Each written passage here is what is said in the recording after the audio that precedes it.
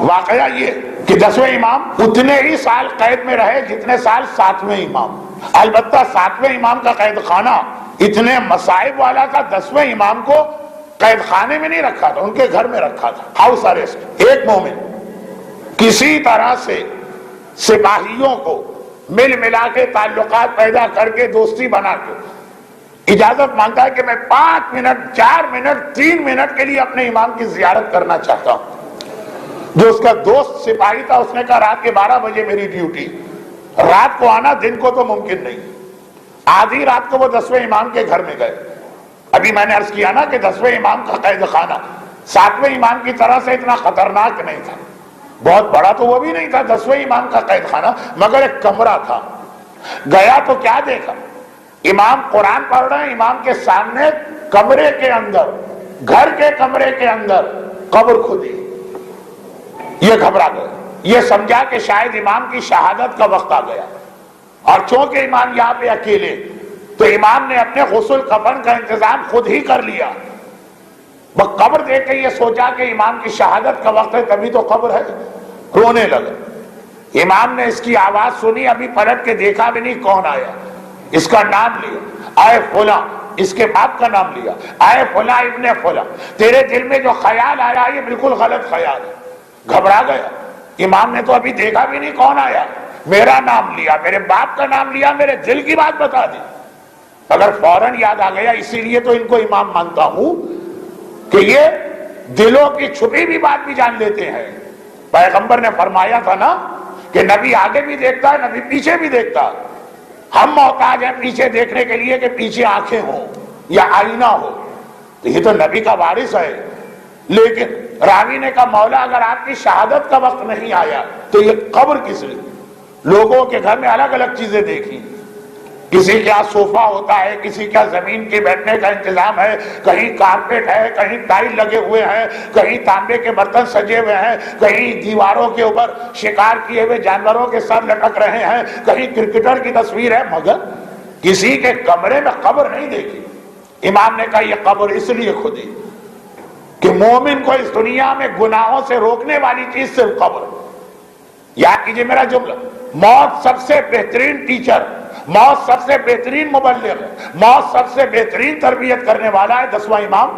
خالی کہہ نہیں رہا ہے، گھر میں قبر کھود کے بتا رہا. کہا یاد رکھو جب میں دنیا کا کوئی کام کرتا ہوں پہلے اپنے آپ سے پوچھتا ہوں قبر سامنے، قبر میں جا کے اس کا فائدہ ہے کہ نقصان. اگر پتا چلا فلاں بزنس کرو، ارے بڑا فائدہ ہے، لاکھوں میں کھیلنے لگو گے، لیکن قبر میں جواب دینا پڑے گا، قبر میں کوڑے کھانا پڑیں گے، میں چھوڑ دیتا ہوں. شراب کے بزنس میں کتنا فائدہ ہوگا، جوئے کے بزنس میں کتنا فائدہ ہوگا، سود کے بزنس میں کتنا فائدہ ہوگا. بڑی اچھی کوٹھی بن جائے گی، بڑی اچھی گاڑی آ جائے گی، بڑے اچھے لباس آ جائیں گے، بڑے اچھے زیور آ جائیں گے. قبر میں کیا ہوگا؟ کہا کہ جب بھی کوئی کام کرتا ہوں اپنے آپ سے پوچھتا ہوں قبر میں اس کا فائدہ ہے کہ نقصان. اگر پتا چلے دنیا میں بڑا فائدہ، قبر میں نقصان ہے، چھوڑ دیتا ہوں. اور اگر پتا چلے دنیا میں بڑا نقصان ہے، اگر پتا چلے کہ قبر میں بڑا نقصان اور دنیا میں بڑا فائدہ ہے، چھوڑ دیتا ہوں. اور پتا چلے دنیا میں بڑا نقصان ہے، قبر میں فائدہ ہی فائدہ ہے. کراچی میں کتنے ایسے نوجوان بینک کی جاب چھوڑ دیں، ایک پریسٹیجیس جاب ہے بینک کی، معاشرے میں ایک عزت ہے بینک کی جاب کی.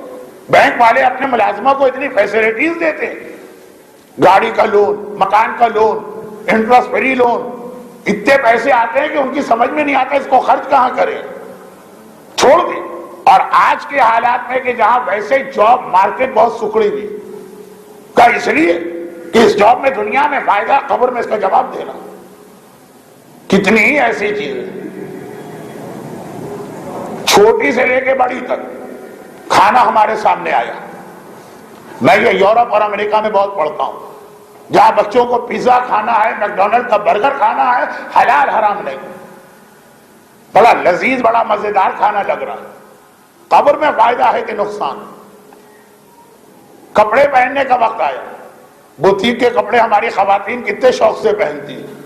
اگر حجاب کے تقاضے کو پورا کر رہا اور فضول خرچی میں نہیں آتا، یعنی اللہ نے اتنی حیثیت دی ہے تو حرج بھی نہیں.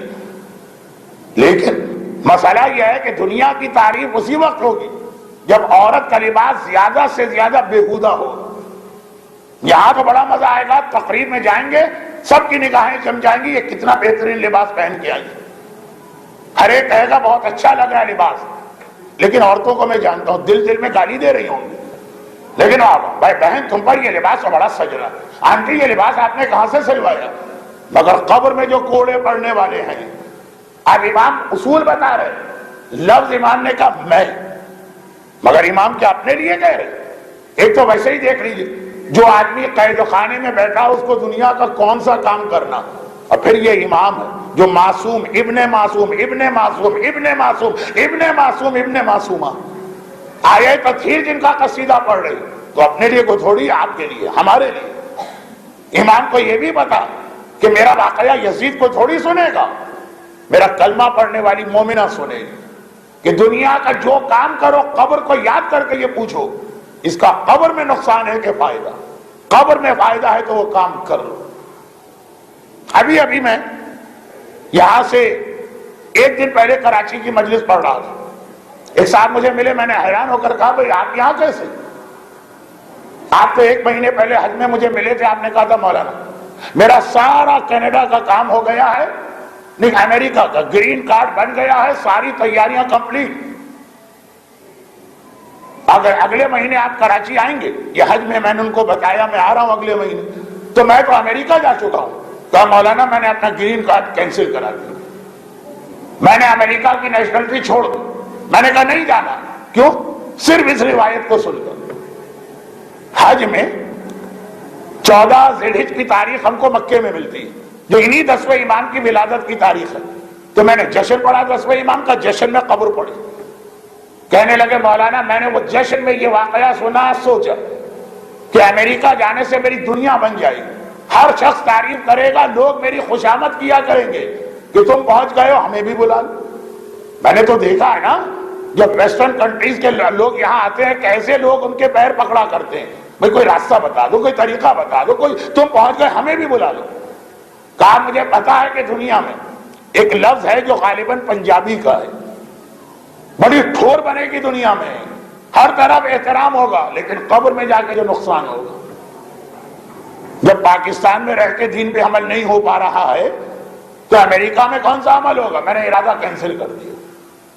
کوئی چھوٹا موٹا فیصلہ نہیں ہے. جن کو پتا ہے کہ آج کل کینیڈا اور امریکہ جانے کے لیے لوگ اپنی جان تک خطرے میں ڈالتے ہیں, کنٹینروں میں بند ہو کے جاتے ہیں, 300 میں 200 تو راستے میں دم گھٹنے اور گلا گھٹنے سے مر جاتے ہیں. جانا ہے, رسک لینا ہے, اور اس کا بیچارے کا سارا کام ہو گیا, چھوڑ دیا. قبر کی روایت سن کر, کیونکہ یہ اصول امام بتا رہے. مگر سوال کا جواب ہے کہ دنیا میں رہ کر اتنے گناہوں کے درمیان کیسے اپنے آپ کو بچائیں اور اللہ کے راستے پہ چلائیں, جب تک قبر ذہن میں, جب تک ایک قبر گھر میں کھودنا ضروری نہیں ہے. وہ تو امام معصوم تھے, ہمارے دماغ میں قبر ہر وقت تیار ہے. ڈر کی وجہ سے نہیں لوگ قبر سے ڈرتے ہیں, نہیں, ڈر کی وجہ سے نہیں, اسے اپنا استاد سمجھ کر. آج بھی لوگ آتے ہیں مولانا ایک بڑا ضروری دنیاوی مسئلہ پیش آ گیا, شریعت کا نہیں, لیکن آپ ہمارے استاد رہے ہیں تو آپ سے مشورہ لینا.